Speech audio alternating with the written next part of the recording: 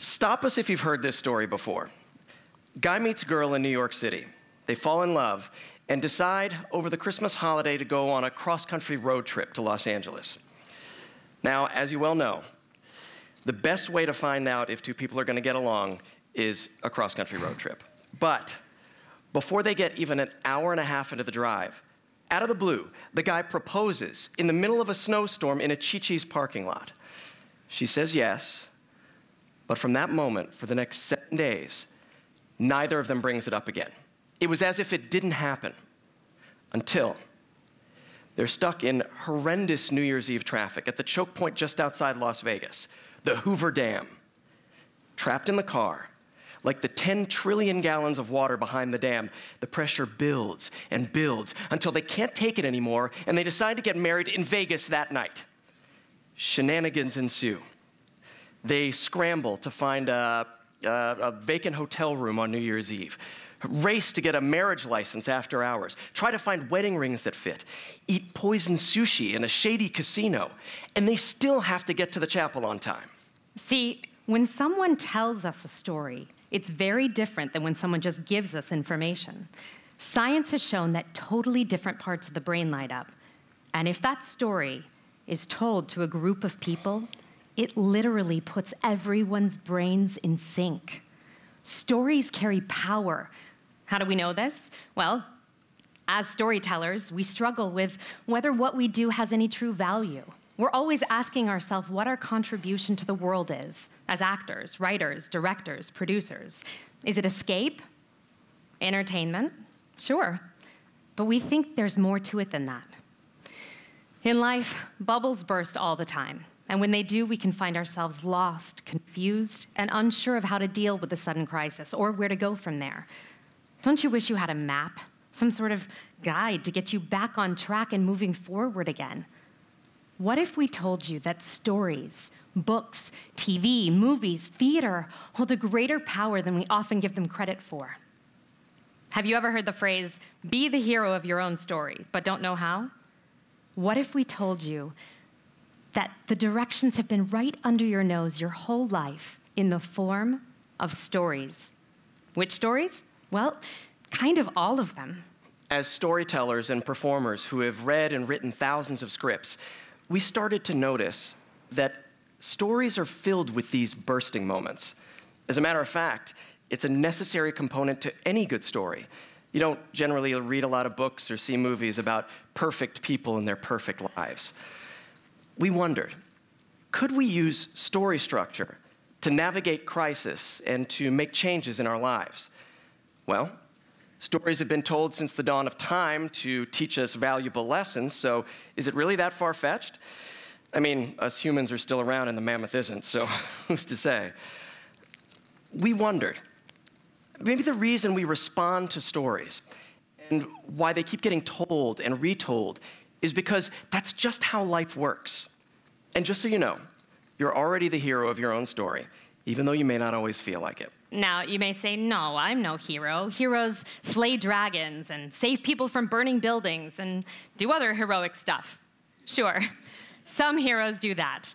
But what if we told you that to start your hero's journey, to take charge of your story, all you had to do was answer the call? But we're getting ahead of ourselves. Let's talk a little bit about this magical roadmap, AKA story structure. Now, some of you who have studied literature, writing, or film may be acquainted with this, so bear with us. But we're going to try to break it down as simply as possible so you can start applying it to your life. 3-act structure. Most stories follow this structure. Act 1, setup. We meet our hero, set up the world, and establish the status quo. Act 2, conflict.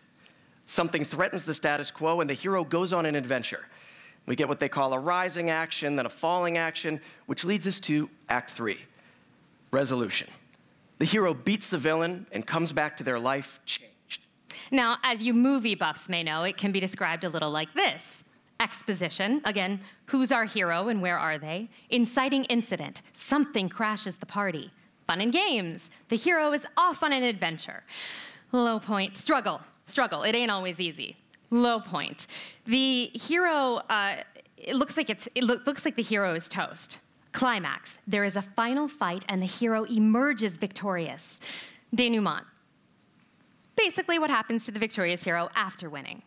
And now for the more literary-minded and fans of myth and legend, the hero's journey. Basically, and we'll use a hopefully familiar story to illustrate, it goes like this. Ordinary world, life before your bubble bursts. Call to adventure, your world is threatened. Refusal to call, you don't want to deal with it. Meeting the mentor, you seek help from someone wiser. Crossing the threshold, your adventure begins. Tests, allies, enemies, all the fun stuff. Approach the Inmost cave, you start to face your fears. Ordeal, you conquer your fears. Okay, you know what, that's way too much stuff to remember, right? Yeah, okay. Yeah, if you're interested in this part, just look up Joseph Campbell's The Hero with 1,000 Faces when you get home.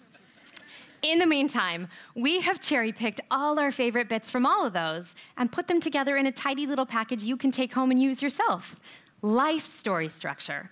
Refuse the call, find the mentor, off to adventure, maybe with allies, overcome your fear and make a change. That is so much simpler. Yeah.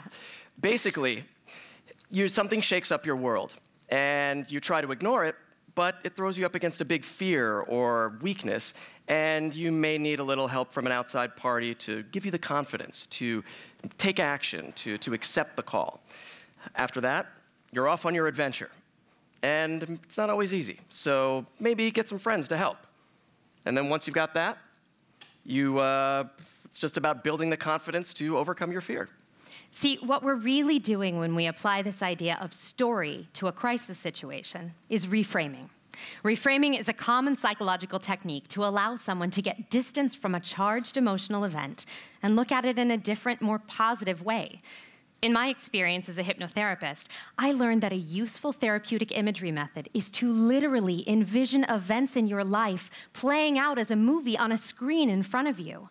This cognitive restructuring allows you to get out of the emotion of it, to step back and clarify what you really want in order to deal with it and take action.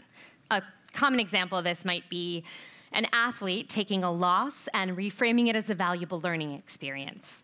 Or basically, is the glass half empty or is it half full? Remember, you don't always have to look at crisis as a negative. It doesn't automatically have to be negative. Try to look at it instead as an opportunity with potentially complicated consequences. So here's an example of how life story structure might run through another movie. Our first instinct was to go with another film like Raiders of the Lost Ark or The Matrix. But let's take a slightly different route this time. In Willy Wonka and the Chocolate Factory, Charlie gets the golden ticket, wants to sell it to provide for his family, but is convinced by his arguably not a great mentor, Grandpa Joe, to take the ride. Charlie's adventure in the Chocolate Factory is filled with fun and games and trials, and Charlie sacrifices what he thinks he wants and ends up getting what he really wants. Now, we don't have time to try this out on every genre, but when you get home tonight, feel free to Google your favorite movie plus hero's journey. We bet you'll find most of them. Remember, these examples are not of great people with easy lives. They're about extraordinarily unique people, like you and me, overcoming difficulties. They inspire us to overcome challenges in our own lives and learn from the ways they persevere. And in certain stories, we learn what choices not to make. Don't go in that house, there's a killer in there. We love stories because they put us in a different mind frame. What would I do in that situation? But why wait for them to make a movie or write a book that deals with your specific crisis? Why not take it one step further, empower yourself, and look at your own life as a story? Hold on, you say. If this is my story, where's the villain? Well, here's the thing. Even the villain in a story is not truly what the hero is trying to overcome. They're just a personified representation of the hero's greatest fear or weakness. So in a way, we're each the hero and the villain of our own story. The thing we need to overcome is usually a big part of us. For example, I struggle with body image issues, and Tara with envy and jealousy. They don't always wear a black hat and try to destroy the world every week, but they can be just as threatening. But this is reality. How do we use this map in our lives? Well, first, what would it look like if it's not a famous movie? You remember that story we started with at the beginning about the road trip? Well, we cheated a little on that. As you probably guessed, that's actually our real life story. And now we're gonna apply life story structure after the fact to that real world example. So Yuri proposing was the status quo bubble bursting. And then the week of us not talking about it was definitely refusing the call. Because it acted like the catalyst and forced us to answer the call, the Hoover Dam was our mentor. And then Vegas was the beginning of our adventure and team building. Wedding, food poisoning, relationship victories, and troubles, of which there were plenty, were the ups and downs we needed to experience in order to make the changes in ourselves that have helped keep our marriage together. And thus, the road trip story comes to an end. But then, the marriage becomes the new status quo.